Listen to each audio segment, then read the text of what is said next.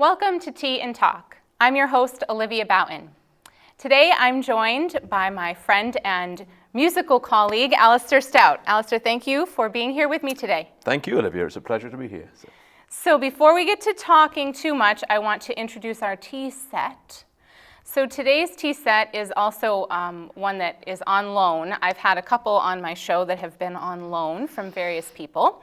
And this one is the second that's been on my show, belonging to my great aunt, Tessie Bartlett. So thank you again, Tessie, for allowing me to borrow this lovely set, which I believe belonged to her mother, so it has some family history. It is a Japanese set, and as you can see, the cups are quite small. So I brought some other cups for us to actually drink out of, because I don't think we want to be pouring tea every 2 seconds in these tiny little cups.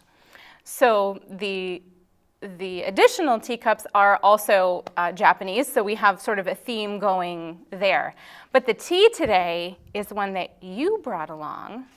Usually I'm the one bringing the tea, but you brought it, so why don't you tell us a little bit about the tea that we're going to drink, Alastair? Absolutely, Olivia. So one of my favorite teas is Lapsang Souchong. And so I have brought Lapsang Souchong with me today. It's a very robust, smoky tea. Comes from, well, Lapsang actually means pine wood. So it's been, the tea leaves have been smoked using pine wood. And it's a very tasty, but quite a defined taste, I guess. Actually, I came to Lapsang Souchong in a slightly different way in that I originally was drinking a Russian caravan blend. Okay. And when I was very young, when I was about 10 or 11, and I was singing in a cathedral, and we would be invited to the dean's house, the deanery, once a month to play Risk, actually. And drink tea? And drink tea. Well, we went there. His wife was a French. She was from France, and she cooked the most stunning casseroles, and so we would have dinner. But I noticed on his dining room table there was a tin of Russian caravan blend, and so I said, "Well, Mr. Dean, can I please try some of that?" You know, and he said, "Well, absolutely, Alastair." So he poured me some Russian caravan, and then of course he told me the story about how they would bring, the tea from China right across Russia to Europe, and it would be a 6,000-mile trek on camels. I mean, and as they would do this trek, they would camp. They would set up camp and light fires, and it would be the smoke from these fires that would infuse the tea over that 6,000-mile trek and give it the flavor it did. But of course, Russian caravan blend is made from Lapsang Souchong, Oolong, and Kimun, those three combined. So when I was in London, I had another very close friend who would drink tea, and at that point we decided to dissect the Russian caravan blend each of the elements, figure out what it is. And so of course Lapsang Souchong then came to the front, and that's when I really enjoyed the taste of it. But I think it's also because I love smoky whiskies, and I love smoky tea, of cheeses, and just food that has a lot of flavor. So I think the tea kind of follows that same kind of. Well, I'm excited to taste it. I'm not sure what I'll think, but usually that's for the other person. So I'm excited to be the one trying something new. So let's pour a little tea for each of us. Look at that color too. It's beautiful. Yeah. California sunset is one I've heard it being described as.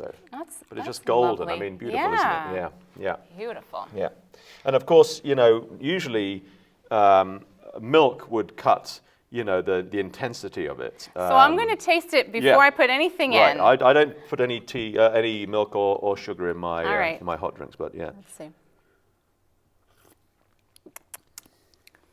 Ooh. It's actually better than I was expecting it to be. It's probably steeped for about 3 minutes or so, or a bit longer than that. Yeah, I think about 4 to 5. How many spoonfuls did you put in?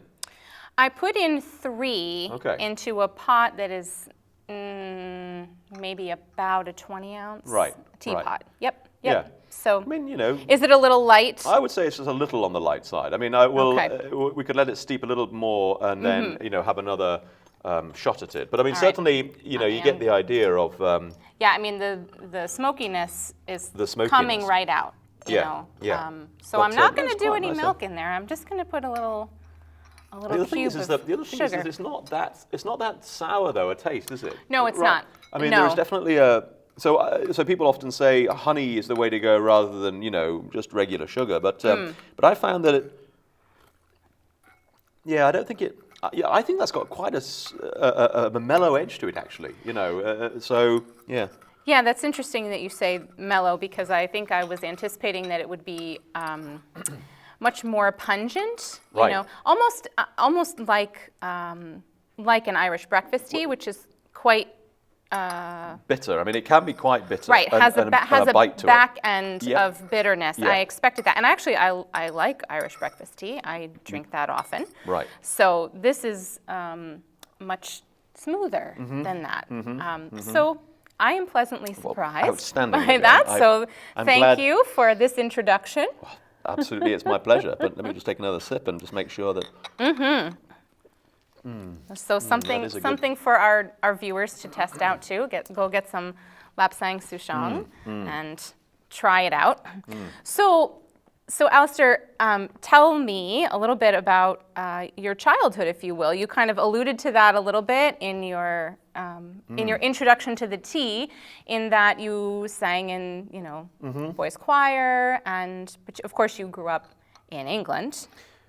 Well, I grew up in Shetland. Shetland, excuse me. Yeah. So I think the tea Great Britain, I should in Great say. Britain. Great that's right. Britain. Yeah. So although Shetland sometimes, it's so far out of the mainstream of the UK that it feels like it's its own country, to be honest. But when I was, like I said, when I was 10 or 11, and I drank my first Russian caravan blend, it began this sense of journey, I guess, that I've been on ever since. And so the first journey I ever took was at the deanery at Ely Cathedral, and I imagined as a young boy those amazing camel treks across the Russian steppes there, to Europe, and it kind of got me interested, I guess, in things outside of my own little sphere of life, and so from when I was born in England, but we moved up to Shetland when I was 5. My dad was from Shetland, and he thought it would be a great place for us to grow up, and it was a fantastic place to grow up, definitely. And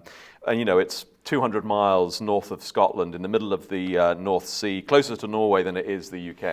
So it takes about 14 hours on a boat from Aberdeen to get up to Shetland. Oh my gosh. And it takes about 12 hours to get across to Bergen. So it's but it's way up there in the middle of the North Atlantic, and it is a wild and rugged and incredibly exciting place. A little bit like Lapsang Souchong.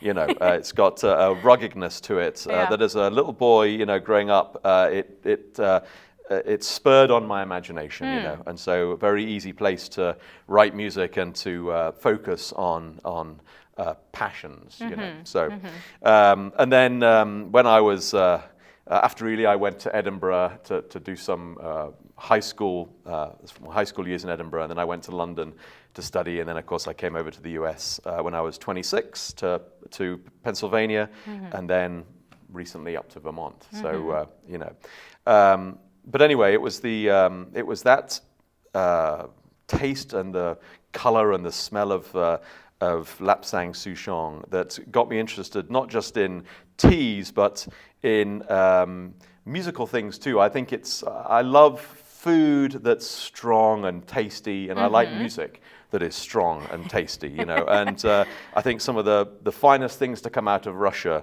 were the Russian caravan blends and Stravinsky, for instance.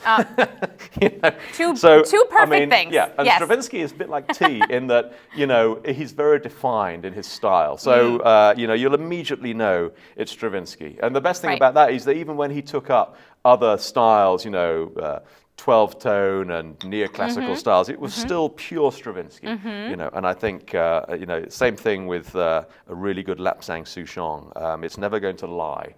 It's what it is, So it is what fantastic. it is. Yeah, and I was thinking, right? Some people are not Stravinsky fans, and some people would not be a fan of this. But I think what you'll find is people grow to like it.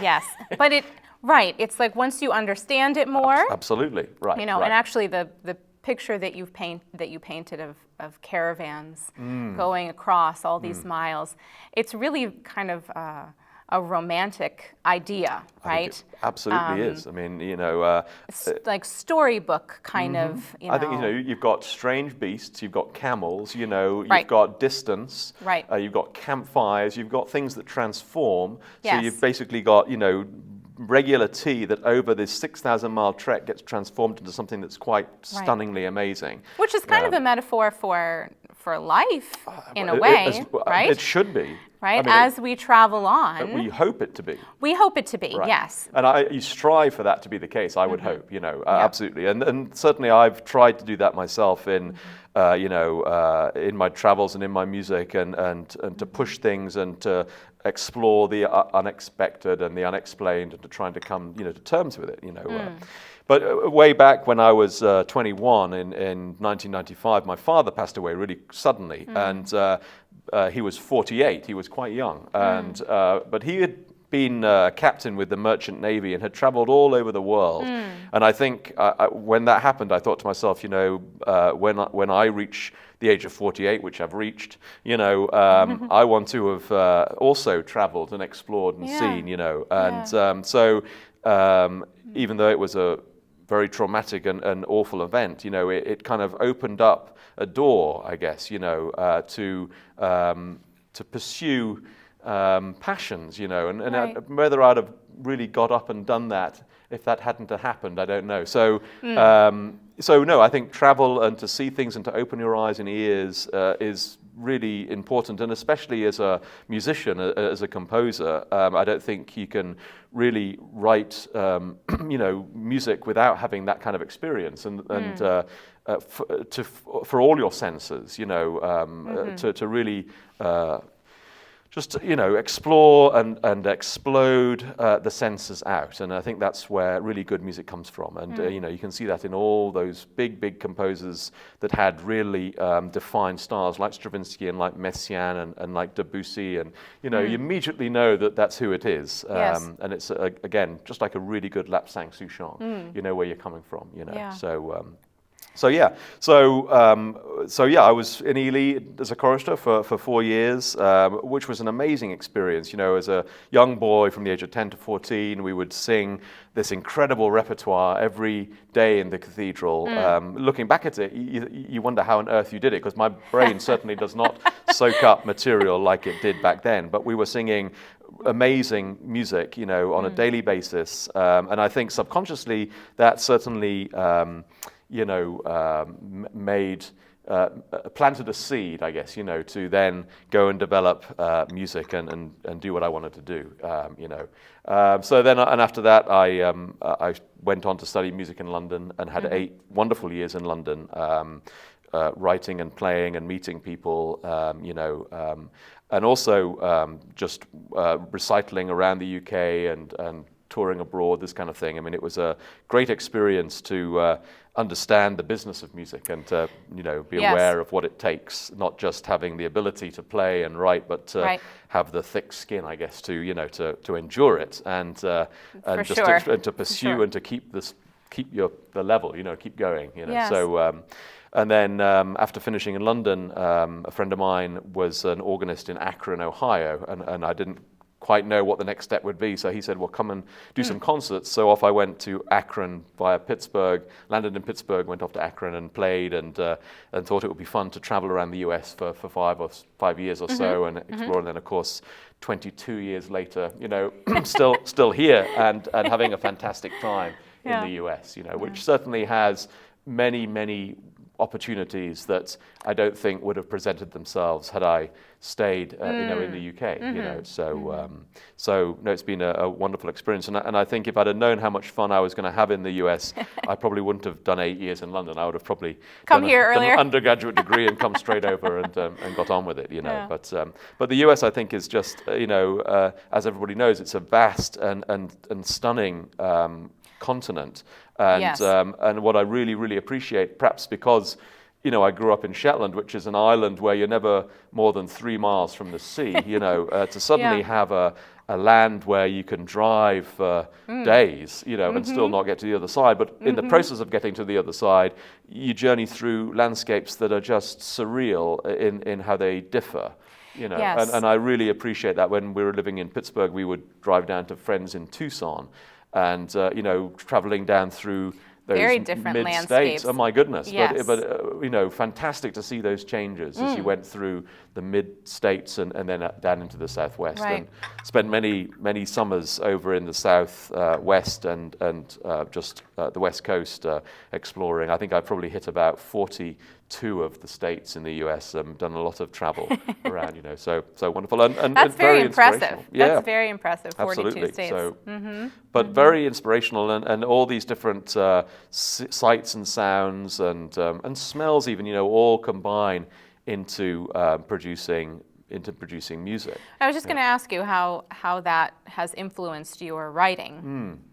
So I think, you know, it's interesting growing up in Shetland, where there was, to be honest, not just all that much to do. I mean, you know, you were able to really focus on what was important to you, but focusing via these incredible landscapes. And Shetland's got no trees, you know, it's very barren, and it's got incredibly wild weather. We you know, 70, 80 mile an hour winds are quite normal. You know, so and the seascapes and the lighting in Shetland is stunning, and all that influenced, you know, my early years growing up, and all the orchestration lessons happened by going for hikes around Shetland and seeing the textures and how they differed, and also how they merged with each other.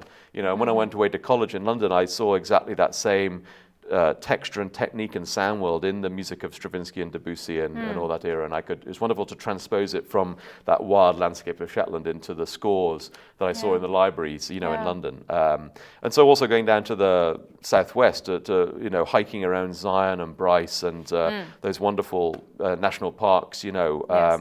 It suggests, I guess, structures, and it suggests instrumentations and how things might develop, just, you know, in your mind, and you just subconsciously it goes in, and you come home and it pours out in ways that you perhaps wouldn't expect. But that's what I love about writing music, is that, you know, you start to write a piece and you think you've got the the plan in your mind, you know, but if the material is really good, it often starts to suggest how it should be developed, you know, and you're just there, just enjoying the ride, you know.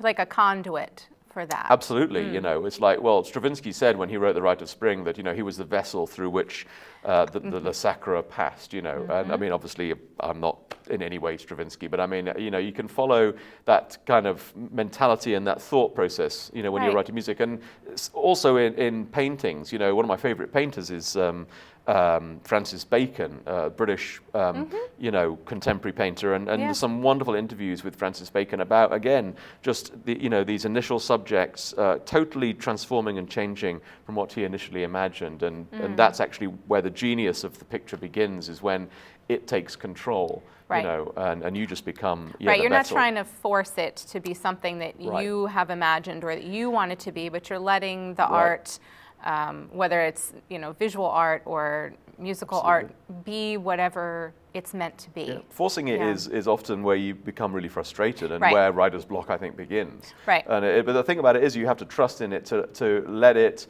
And it might take a long time for this to actually happen. I mean, often it takes pages and pages and hours of sketching, and you think you've got something, and you're very excited, and you finish for the day, and you go to bed, and you wake up in the morning, and you realize, actually, what on earth was I doing? You know, you know, Benjamin Britten, it was, you know, interesting story there. He would write in the mornings, and then he would go for a walk around lunch, and then come back and, you know, digest what he'd just done in the morning, and to have that sense of space. And I think Shetland really gave me a sense of space, and to be able to stand back from what I was doing and just you know, really take it in, which nowadays is very rare. I mean, because, you know, there's just so much going on with other parts of life and work, you know, that, you know, you don't get the you know, that kind of quality to actually to do that. Oh, you don't get the reflection. Not as much space no. Right, as much. Right. Yeah. So, but I found that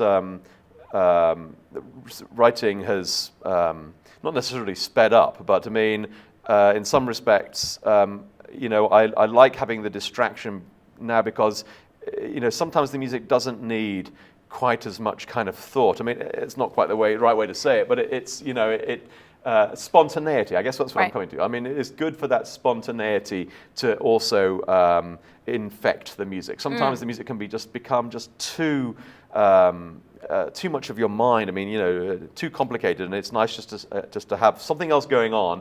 Be distracted, go and practice the organ for an hour, come back and realize, no, actually, this is where it should go. And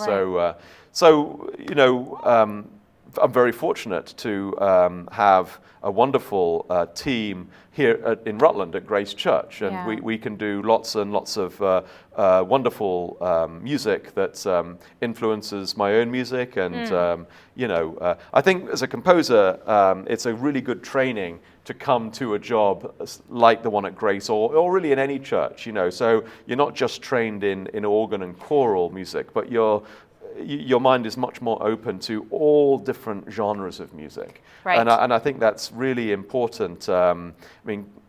Grace Church has a very diverse music program. I mean, we go from, we're currently in the middle of rehearsing a big piece of Puccini, and then we're going to go to Ireland on tour with a folk music program, and then next summer we'll be back doing musicals again with the Paramount. I mean, and so to juggle all these different, styles of music, I think it's just really important to have that composer's mentality where all these different influences have soaked through you, like a sponge, and so you can take, to all these different styles something.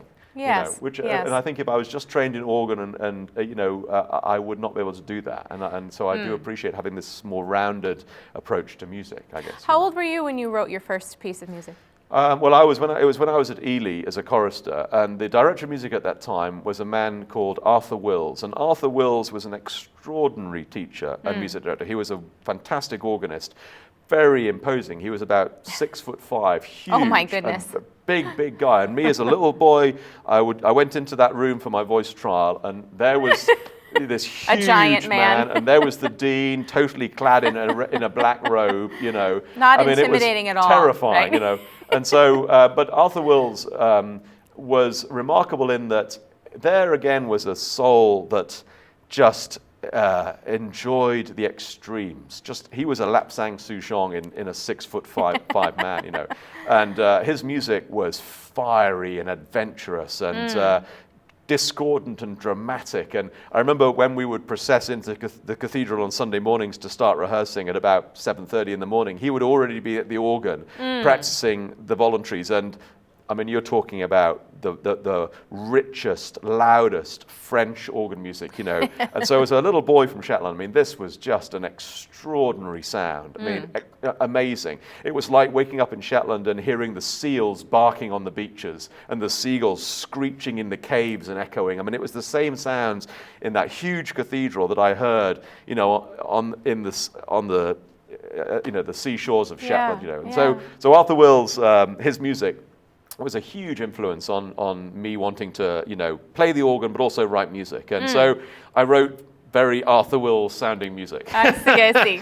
Yeah. And he was wonderful. He would actually take the music from me and go up to the organ and he'd say, well, I'll play it to you and see what you think. So there on the cathedral organ, he would play these sounds, and it started my mind working. And then when I finished at Ely, I went back to Shetland for a couple of years, and in the next island group down, the Orkney Islands, Peter Maxwell Davies, who is a famous British composer, that's where his base was. And I sent some music to Peter Maxwell Davies, and he wrote back and started a correspondence. And I actually went to study with Max when I was at college in London, and had a great summer on Orkney, way up on the cliffs in his house, studying and writing and listening. And so the first piece was probably during Ely, but the first kind of proper piece, was a little later, doing that. But I mean, things have gone kind of in full circle, because a project that's just coming to fruition is a new organ piece that's been commissioned by an organist in New Jersey. His name's James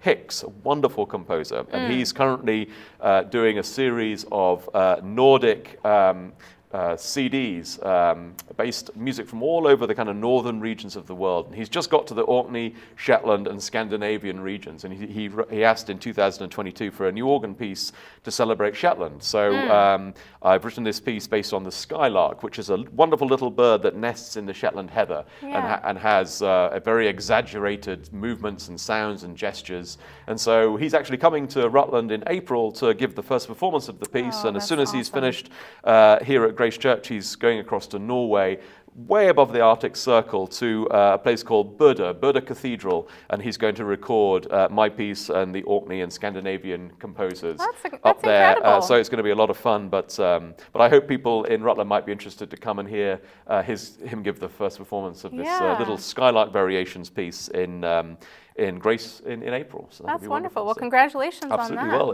it's good. I mean, he's a wonderful performer, and you too, Olivia. I mean, you've sung pieces of mine, and it's been a pleasure. It's been a pleasure to sing them. Well, one of the highlights of my life certainly has been finding wonderful musicians in all the different places that I've been, and it's always good, like yourself, and people in Pittsburgh and in London, to really have time to sit down and get underneath the music and really enjoy the interpretation. And you certainly are way up there in how you've interpreted the music, and the patience that you've had with me and all the notes that please. So that's been a real highlight of coming to Rutland and working with you. That's very sweet. Thank absolutely, you. Yeah. Thank you.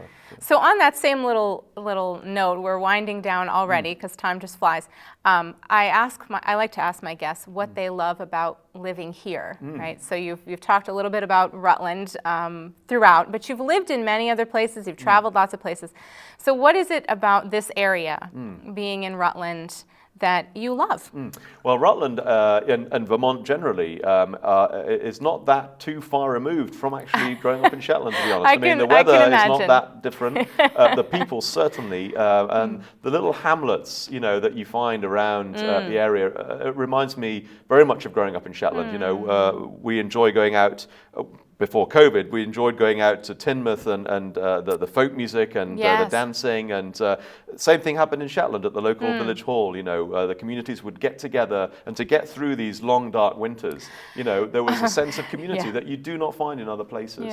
So really enjoy getting to know the people in Rutland, and also the fact that they are keen to do anything that I throw in front of them, and you don't often find that, and the willingness and the trust that they put in. The fact that that you're doing decent music with them, and exploring the music to a degree that perhaps in a faster, busier city, you just wouldn't have the time to do. So I do appreciate the fact that we have the time, here in Rutland and in Vermont to really, get to grips and understand, what we're doing musically.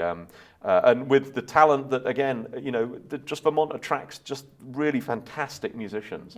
And every week I get somebody knocking on my office door saying, I've moved to Vermont, this is what I play, and I sit and listen, and I am blown away, by the talent and the generosity, and honesty and integrity, of those people. And so I really appreciate that here in Rutland. Again, very similar to growing up in Scotland. So full circle. Yeah, it sounds like. Well, I think I can speak for many people in saying that the Rutland community is very fortunate to have you here, and appreciates what you bring to this community and the expertise that you bring, and the way in which you bring it, which is with kindness and generosity and goodwill. Well, so it's a pleasure to do that, and I'm glad people are enjoying it. But it's also great to have a wonderful fellow tea person in town. Yes. So and amen to that. And I'm glad you enjoyed the lap sang. I did. The next step will be a Lafroig. Oh boy. Okay. But we'll work on that. Yes, baby steps. Baby steps. Baby there you steps. Go. But fantastic. Well, cheers, Alastair. Thank you absolutely. so much for coming on today, for being a guest on my show.